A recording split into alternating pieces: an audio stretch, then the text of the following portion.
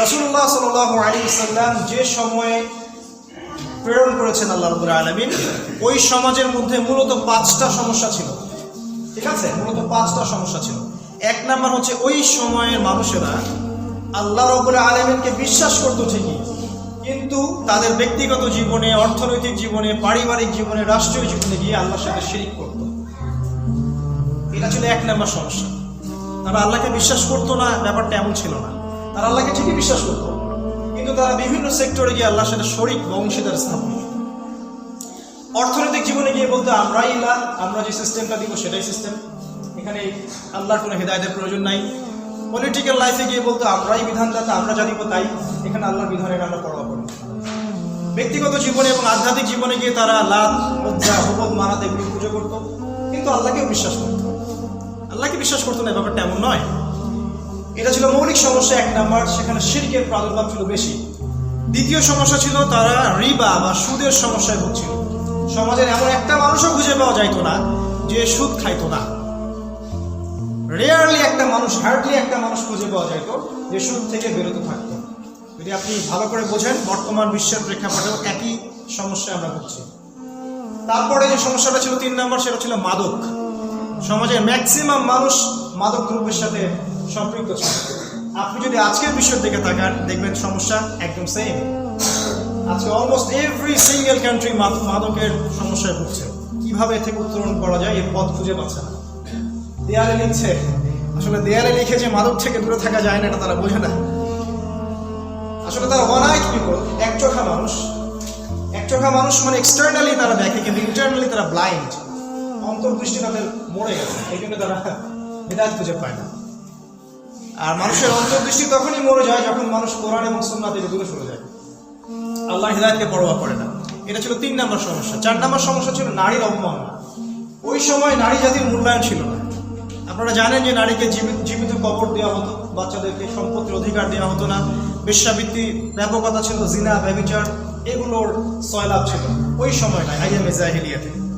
এবং সর্বশেষ 5 নম্বর যে মৌলিক সমস্যাটা ছিল সেটা হলো এই যে ওই সময়ে ছোট ছোট কারণেই বড় বড় যুদ্ধ সংঘটিত হতো।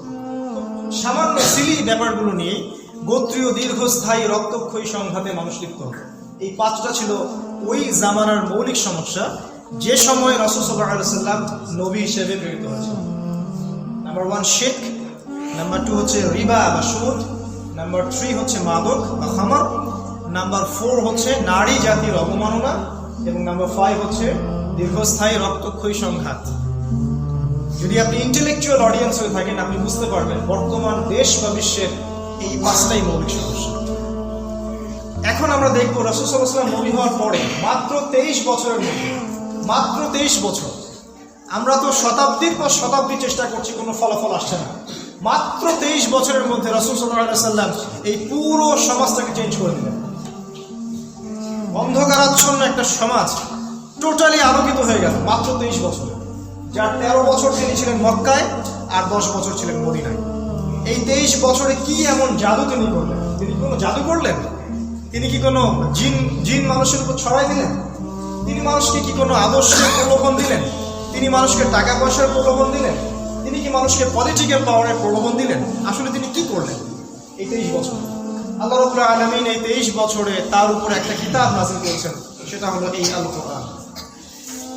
তিনি শুধু এই কোরআন এবং সুন্নাহর আলোকে মানুষের হৃদয়ে, অন্তর্জগৎকে পরিবর্তন করে দিয়েছেন। বাস এতটুকু। এই 23 বছর পরের মক্কার দিকে যদি আপনি তাকান, আপনি দেখবেন এই 23 বছর পর মক্কায় কোনো শিরক নাই, মক্কায় কোনো সুদ নাই, মক্কায় কোনো নারীর অবমাননা নাই, মক্কায় কোনো খামর বা মদ নাই, মক্কায় কোনো দীর্ঘস্থায়ী সংঘাত নাই। সুবহানাল্লাহি ওয়া বিহামদিহি, সুবহানাল্লাহিল আযীম। তাহলে কি এমন কাজ রাসূল সাল্লাল্লাহু আলাইহি ওয়াসাল্লাম এবং সাহাবায়ে কেরাম করলেন যে কাজটা করার ফলে এই পরিবর্তনটা আসলো? সেটা হলো এই, তারা এই কোরআনের সাথে, এই বইটার সাথে মূলত 6টা কাজ করেছেন, মাত্র 6টা। আজকেও যদি আমরা কোনো মুসলিম ব্যক্তিগতভাবে হোক বা পারিবারিকভাবে হোক বা সাংগঠনিকভাবে হোক বা রাষ্ট্রীয়ভাবে হোক, বৈশ্বিকভাবে যেভাবেই হোক, যদি এই 6টা কাজ আজকে আমরা করতে পারি, আজকেও সেই সোনালী সময় ফিরিয়ে আনা সম্ভব। অসম্ভব কিছুই নাই, কারণ কোরআন এখনো আছে, সেই নবী নাই কিন্তু নবীর সুন্নাহ এখনো আছে, সেই আল্লাহ এখনো আছেন। ইন্নাল্লাহা হাইয়ুন লা ইয়ামুত, আল্লাহ পাক চিরঞ্জীব, তিনি কখনো মরে যান। 6টা কাজ কি? নাম্বার 1, তারা আল কোরআনের বিশুদ্ধ তিলাওয়াত শিখেছিলেন। তাদের মধ্যে প্রত্যেকেই কোরআন পড়তে জানতেন এবং প্রতিদিন তারা মিনিমাম 1 পারা 1.5 পারা 2 পারা করে কোরআন পড়তেন, বুঝুক আর নাই বুঝুক। আমরা এটা থেকে এখন সরে আসছি। আমাদের আসলে অনেক কিছু করার সময় আছে, কোরআন পড়ার সময় নাই। আমাদের ব্যবসা বাণিজ্য, চাকরি, স্ত্রী স্বামী, বিসিএস পরীক্ষা, অনার্সের পরীক্ষা, মাস্টার্সের পরীক্ষা, দীর্ঘ 23, 24, 25 বছর আমরা অনেক কিছুই করতে পারি। আসলে we have no time for কোরআন। এই কারণেই আমাদের উম্মার আজকে এই অবস্থা, আর কোনো কারণ নাই। আজকে যারা ইসলামকে ডমিনেট করতে চায়, তারা মূল যে কাজটা করেছে সেটা হলো এই, তারা কোরআন থেকে এই জাতিকে সরিয়ে নিয়েছে। তারা প্রথমত কোরআন তিলাওয়াত করতে জানতেন, দ্বিতীয়ত তারা শুধু তিলাওয়াতই করতেন না, এর অর্থটাকে গভীরভাবে বুঝতেন। তারা কোরআনের পুরো A to Z এর অর্থটা গভীরভাবে বুঝতেন। এই কাজটা তারা করতেন, যেটা থেকে আমরা অনেক দূর সরে আসছি। ইভেন আজকে আমরা যারা রিলিজিয়ন নিয়ে কথা বলি, ধর্ম নিয়ে কথা বলি, মাহফিল করি, খুতবা দেই, স্কলার হয়ে বসে আছি, দাঁড়িয়ে টুপি পাগড়ি আছে, আপনি বিশ্বাস করেন তাদের মধ্যে এমন মেজরিটি সংখ্যক মানুষ আছে যারা কোরআনের A to Z অর্থ জানে না। কথাটা আপনার হয়তো গিলতে বা হজম করতে কষ্ট হচ্ছে, কিন্তু এটা হচ্ছে রিয়েলিটি, বাস্তবতা, যেটা আমরা জানি, আপনারা বুঝবেন। ইভেন অনেক হাফেজে কোরআন আজকে বাংলাদেশে আছেন যারা সত্যিকার অর্থে কোরআনের অর্থটা জানেন না। দুঃখজনক, কিন্তু রাসূল সাল্লাল্লাহু আলাইহি ওয়াসাল্লাম এবং সাহাবায়ে কেরামের একজন ব্যক্তি ছিলেন না যিনি কোরআনের অর্থ জানতেন না। তারা কোরআন পড়তেন এবং অর্থও জানতেন। এটা হলো 1 এবং 2। 3 নম্বর, তারা কোরআনের প্রতিটা আদেশ মেনে চলার চেষ্টা করতেন। কষ্ট হলেও, নিজের নফসের উপর জোর দিয়ে হলেও তারা কোরআনের প্রত্যেকটা আদেশ অক্ষরে অক্ষরে ফলো করার চেষ্টা করতেন। যখনই যে আদেশ সামনে আসতো তারা সেটা ফলো করতেন। এটা ছিল নাম্বার 3। নাম্বার 4, তারা আদেশ মানার সাথে সাথে কোরআনের বর্ণিত নিষেধগুলো থেকেও দূরে থাকতেন। শুধু আদেশগুলো ফলো করতেন, নিষেধ থেকে দূরে থাকতেন না, এমন ছিল না ব্যাপারটা। তারা আদেশও ফলো করতেন, অ্যাট দ্য সেম টাইম তারা নিষেধ থেকেও দূরে থাকতেন। আমাদের মতো কসমেটিক্স ইসলাম আর প্রোটেস্ট্যান্ট ভার্সন অফ ইসলামে অভ্যস্ত ছিলেন না। আমরা যেমন হজ, উমরা, সালাত, সিয়াম সবই করি, বছর বছর হজ করি, হাজি টাইটেল দিই, কিন্তু সুদ ছাড়তে পারি না, ঘুষ ছাড়তে পারি না, দুর্নীতি ছাড়তে পারি না, সরকারকে ফাঁকি দিচ্ছি, ট্যাক্স দিচ্ছি না, এটা ছাড়তে পারি না, প্রতিবেশীর অধিকার হরণ করছি, জমি হরণ করছি, এগুলো ছাড়তে পারি না। মানে যেগুলো আমার স্বার্থে যায় সেগুলো করি, স্বার্থে যায় না সেগুলো করি না। এই টাইপের মুনাফিক মার্কা প্রোটেস্ট্যান্ট মুসলিম তারা ছিলেন না। তারা আদেশ মানার সাথে সাথে নিষেধ থেকে দূরে থাকতেন। এটা ছিল 4। নাম্বার 5, তারা কোরআনের দাওয়াত এর জন্য মানুষের দুয়ারে দুয়ারে যাইতেন, মানুষের কোরআনের দিকে ডাকতেন এবং কোরআনের আলোয় দাওয়াতি কাজ করতেন, মানুষকে আল্লাহর কিতাবের দিকে ডাকতেন। এটার আলোকে তারা দাওয়াতি কাজ করতেন, তারা ঘরে বসে থাকতেন না। আজকে আমরা মনে করি কি জানেন, আমরা মনে করি যে কাবা ঘর ধ্বংস করতে যে হস্তি বাহিনী আসছিল আব্রাহা, সেই আল্লাহ রাব্বুল আলামিন সেই হস্তি বাহিনীকে ধ্বংস করেছেন আকাশ থেকে পাথর দিয়ে।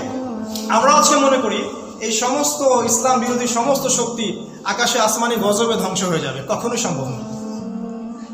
এটা আমাদের উম্মার জন্য নয়, এই উম্মার জন্য পরিস্থিতি পরিবর্তনের একটা সূত্র আছে, সেটা হলো সূরা মুহাম্মাদের মধ্যে আল্লাহ বলেছেন, ইন তানসুরুল্লাহ ইয়ানসুরকুম ওয়া ইউসাব্বিত আকদামাকুম। তোমরা যদি আল্লাহকে সাহায্য করো তবেই কিনা আল্লাহ গিয়ে তোমাদেরকে সাহায্য করবে, আর কোনো অপশন নাই। তোমরা যদি আল্লাহকে সাহায্য করো তখনই গিয়ে আল্লাহ সাহায্য নেমে আসবে, তার আগে। আজকে আমরা বসে আছি ঘরে ঘাপটি মেরে এবং সিচুয়েশন পরিবর্তন হওয়ার অপেক্ষায় বসে আছি। আসলে এটা কখনোই সম্ভব নয়। রাসূল সাল্লাল্লাহু আলাইহি ওয়াসাল্লাম সাহাবায়ে কেরাম কোরআনের জন্য এর আলোকে নিজেদের জান, মাল, সময়, শ্রম ব্যয় করে আল্লাহর পথে দাওয়াত এবং জিহাদে লিপ্ত ছিলেন। এটা ছিল 5 নাম্বার। আর নাম্বার 6, কোরআনে বর্ণিত যাবতীয় লস, বিধান, হুকুম, আহকাম তারা ব্যক্তিগত পর্যায় থেকে শুরু করে রাষ্ট্রীয় পর্যায় পর্যন্ত বাস্তবায়ন করেছে। এই 6টা হক তারা পালন করেছিলেন বলেই 23 বছর পরে মক্কাকে আপনি দেখবেন আর 23 বছর আগের মক্কাকে আপনি দেখবেন একটা অন্ধকার, একটা আলো, একটা মৃত্যু, একটা জীবন, একটা আকাশ, একটা জমিন, টোটালি চেঞ্জ। সেটা কি এখন সম্ভব নয়? সেটা এখনো সম্ভব, যদি কিনা আমরা গিয়ে কোরআনের সেই 6টা হককে আদায় করি। আল্লাহ রাব্বুল আলামিন আমাদের সবাইকে আলোচনাটা বোঝার তৌফিক দান করুন। জুমার খুতবার সময় অনেক সংক্ষিপ্ত হয়ে থাকে, তাই অনেক ডিটেলস আলোচনা করার সময় থাকে না। তবে আমি আর 5টা মিনিট সময় আপনাদের কাছে নিব। সেটা হলো এই পরিবর্তনের পরে ইসলামের একটা অন্ধকার সময় চলে আসছে। এখন এই পরিবর্তনটার পর এখন 1450 বছর পার হয়ে গেছে। রাসূলুল্লাহ সাল্লাল্লাহু আলাইহি ওয়াসাল্লামের ইন্তেকালের পর প্রায় 1450 বছর পার হয়ে গেছে।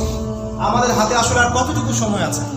আপনি যদি কোরআন এবং সুন্নাহ এর মধ্যে শেষ জামানা, কিয়ামতের আলামত, আখিরুজ জামান এই আলামতগুলো নিয়ে পড়াশোনা করেন, আপনি দেখবেন 100টা আলামতের মধ্যে 95টা আলামত স্পষ্ট দেখা যাচ্ছে।